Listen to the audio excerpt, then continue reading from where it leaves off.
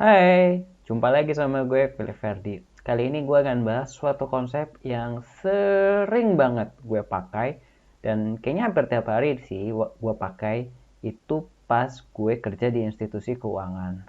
Tapi sayangnya gue lihat konsep ini tuh nyaris nggak pernah dibahas gitu di YouTube. Nah, gue sayang banget konsep ini nggak pernah dijamah dan gue akan bahas konsep itu hari ini untuk kalian, buat para mungkin yang ingin kerja di institusi, investor retail, atau orang-orang yang emang curious, dan orang-orang yang mau beli saham. Dan gue akan ceritain kenapa konsep ini penting, gimana cara ngitungnya, dan kenapa dan kegunaannya apa buat memperbaiki kalian sebagai investor yang lebih baik. So, kita mulai dulu dengan cara yang pertama, yaitu adalah menjelaskan sebenarnya tuh ini tuh apa. Dan yang kali ini akan menjelaskan adalah konsep enterprise value.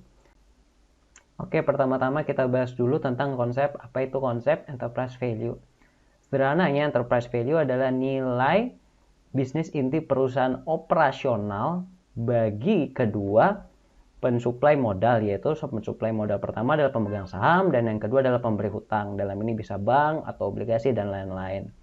Nah, dari komponen pertama yaitu adalah market cap. Market cap itu merepresentasikan pemegang saham. Sementara yang kedua, net debt, itu merepresentasikan pemberi hutang. Kenapa dia harus dikurangi excess cash? Sederhananya gini, kalau saya punya hutang 100, saya punya cash 50, 100 dikurang 50 yaitu adalah 50. Net saya hutangnya cuma 50, saya bisa bayar, tapi saya belum mau bayar. Nah, makanya dia harus ada net debt.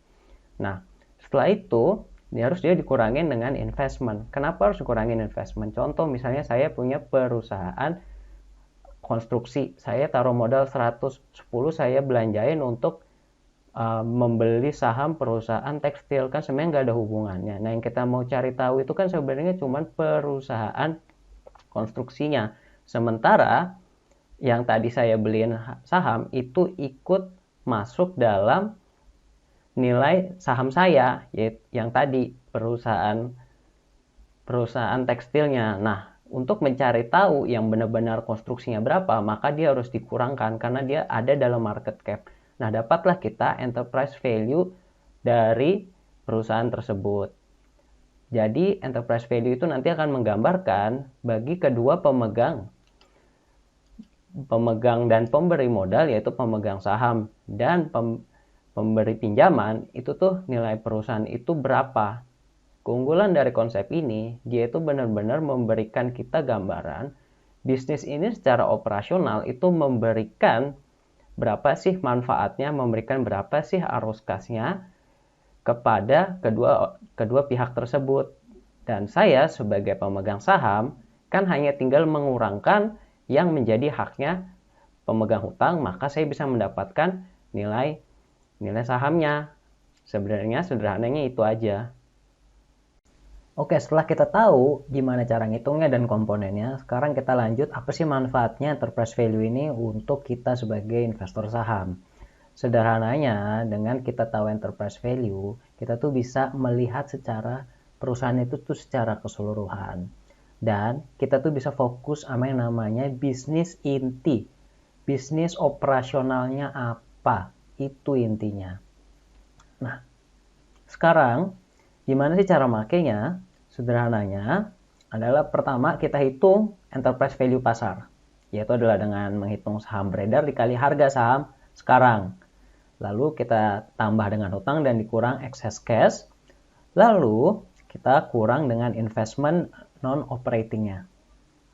Maka kita dapatlah enterprise value pasar. Lalu kita harus bandingkan dengan enterprise value yang kita hitung sendiri. Berapa sih harganya? Nah, itu nanti akan saya jelaskan tuh gimana caranya melakukan perhitungan enterprise value buat diri kita sendiri. Dan sama seperti equity atau saham, ya kalau misalnya enterprise value pasar itu lebih rendah daripada yang kita hitung, maka dia tuh undervalued dan ada potensi upside-nya atau potensi gain-nya. Kita beli dan habis itu kita bisa mendapatkan capital gain dari situ. Nah, pertanyaannya ngapain ribet-ribet? Kenapa nggak langsung hajar aja, langsung hajar ke nilai sahamnya, nilai total sahamnya aja begitu kan. Balik lagi, ini tuh fokusnya satu, operating adalah untuk mendapatkan the bigger picture, seakan-akan kita itu adalah pemilik dari perusahaan ini dan perusahaan ini menghasilkan manfaatnya apa? Manfaat kepada saya pemegang saham dan kepada yang satu lagi pensuplai modal kita, yaitu adalah pemberi pinjaman. Itu. Oke, sekarang kita masuk asal muasal enterprise value. Sebelum saya mulai, saya sarankan banget buat teman-teman untuk nonton dulu video tentang asal muasal saham dan komponen-komponen harga saham tuh asalnya tuh dari mana, itu karena merupakan building block atau fondasi dari apa yang akan kita bicarakan di slide ini. Nah, jadi sebenarnya enterprise value itu kan sudah seperti yang saya bilang, itu tuh intinya adalah manfaat untuk kedua pihak pesuplai modal, yaitu pemegang saham dan satu lagi pemberi hutang. Nah, sekarang manfaat yang mereka terima ya tanpa memandang pemegang saham atau pemberi hutang, itu kan sebenarnya arus kas ya. Arus kasnya itu berapa? Jadi misalnya nih, kita punya perusahaan, arus kas dia memproduksi arus kas let's say sampai tahun 4, 5, 6, ya sampai 10 lah. Nah, selama 10 tahun itu kan kita harus berbagi ya, kita sebagai pemegang saham kepada pemberi hutang, yaitu misalnya contoh arus kas tahun 1 harus dibagi, arus kas tahun 2 dibagi lagi, 3 bagi lagi, 4 bagi lagi, 5 bagi lagi. Nah, jadi kalau selanjutnya arus kas tiap tahun itu kita jumlahkan, jadilah namanya arus kas perusahaan. Nah, arus kas perusahaan ini jangan lupa untuk didiskon. Teman-teman yang belum paham konsep discounting bisa cek video saya yang sebelumnya ya. Nah, arus kas tahun 1, 2, 3, 4 ini itu didiskon, maka kita langsung dapat namanya enterprise value, yaitu adalah present value, manfaat atau arus kas yang akan diterima kedua pihak pensuplai modal. Nah, lalu setelah itu kan biasanya kalau ngutang itu harus dibayar duluan, yaitu adalah pemberi hutang harus dibayar duluan. Nah, dibayar hutangnya itu kita potong makanya dengan debt. Nah, tapi debtnya harus sudah dipotong dengan kas, excess cash kita. Netnya berapa nih kita ngutangnya. Nah, barulah itu menjadi pemegang saham sisanya. Itu adalah hak pemegang saham. Lalu, sisanya itu kita bagi dengan saham beredar. Dapatlah kita nilai saham. Nah, barulah kita cek nilai sahamnya itu kalau berdasarkan perhitungan kita lebih tinggi dari market cap, maka dia undervalued. Kalau tidak, ya sudah, lawannya overvalued. Sederhananya begitu. Nah, oke, sekarang kita masuk ke ilustrasi perhitungannya langsung ya, langsung pakai angka. Kalau teman-teman ingat, mungkin ini tuh mirip sekali dengan yang saya kasih sebelumnya di video sebelumnya, itu terkait konsep discounting dan konsep dari manakah asal muasal harga saham. Nah, perbedaannya di mana sih? Perbedaannya cuma ada di bagian net debt-nya.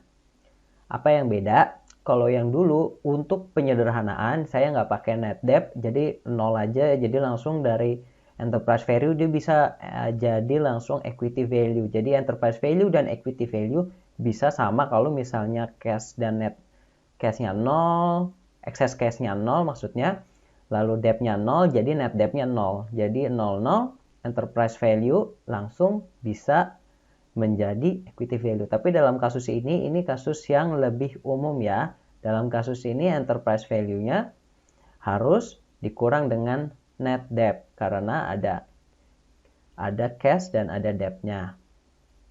Nah, sesuai dengan konsep yang sebelumnya saya ceritakan, jangan lupa untuk didiskon. Jadi misalnya arus kas kepada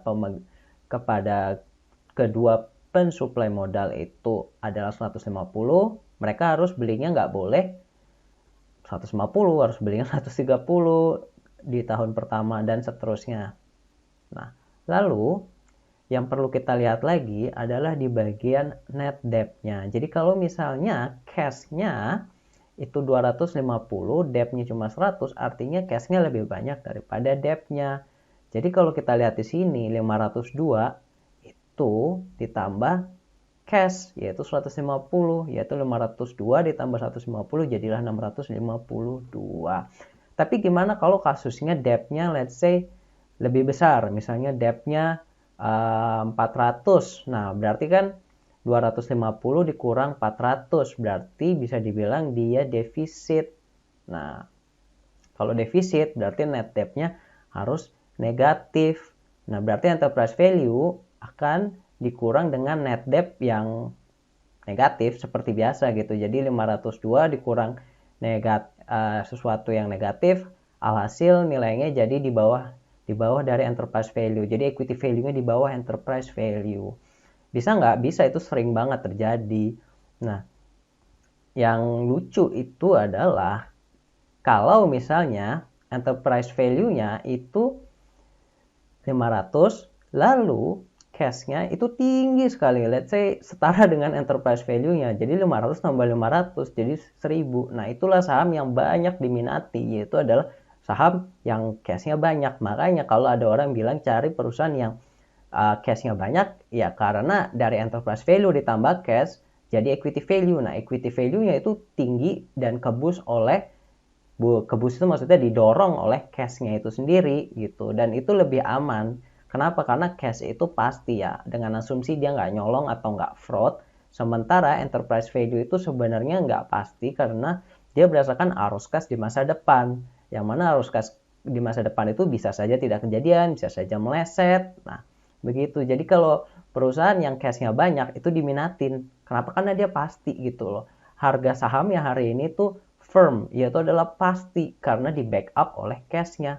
Nah, kalau cash-nya sedikit dan utangnya banyak, nah itu yang masalah karena hutang itu pasti sementara arus kas itu tidak pasti. Jadi enterprise value-nya bisa ketutup atau kelelep sama debt-nya dan ya nol gitu, sebagai pemegang saham nggak dapat apa-apa, nol gitu loh. Nah, itu yang perlu diperhatikan dalam konsep itu. Nah, itulah kegunaan namanya perhitungan enterprise value. Supaya apa? Supaya kita bisa lihat nih, equity value kita tuh asalnya dari mana? Dari cash kah atau dari enterprise value? Yaitu adalah sesuatu yang bisa dibilang arus kas gitu, manfaat gitu di masa depan yang sebenarnya ya tidak pasti. Tapi ada juga bisnis yang pasti gitu. Misalnya bisnis utilities itu lebih pasti daripada misalnya let's say Tokopedia begitu. Tapi ya Tokopedia growth-nya tinggi banget gitu. Jadi enterprise value-nya bisa tinggi juga karena growth-nya tinggi. Nah, gitu. Begitu sederhananya. Nah, oke, sekarang kita masuk keunggulan enterprise value. Nah, sebelum kita jalan lebih lanjut, seperti yang gue ceritakan sebelumnya, enterprise value itu adalah untuk ke pemegang saham dan juga untuk ke pemberi hutang. Nah, jadi dia itu bisa digabungkan atau dibandingkan dengan apa sih? Dengan operating income. Lalu dengan apa lagi? Misalnya dengan EBITDA. Nah, bisa juga dengan cash flow from operation. Tapi make sure udah di-adjust dengan interest expense. Dia harus dinetralkan dari pembayaran kompensasi kepada pemberi modal. Nah, sekarang kalau kita lihat ya, operating income itu bisa lebih fokus ketimbang net income. Kenapa? Di net income itu kan sesudah dipotong dengan interest expense dan juga sudah interest expense atau disebut juga beban bunga ya. Dan juga bisa juga sesudah misalnya ada namanya laba rugi forex, misalnya perubahan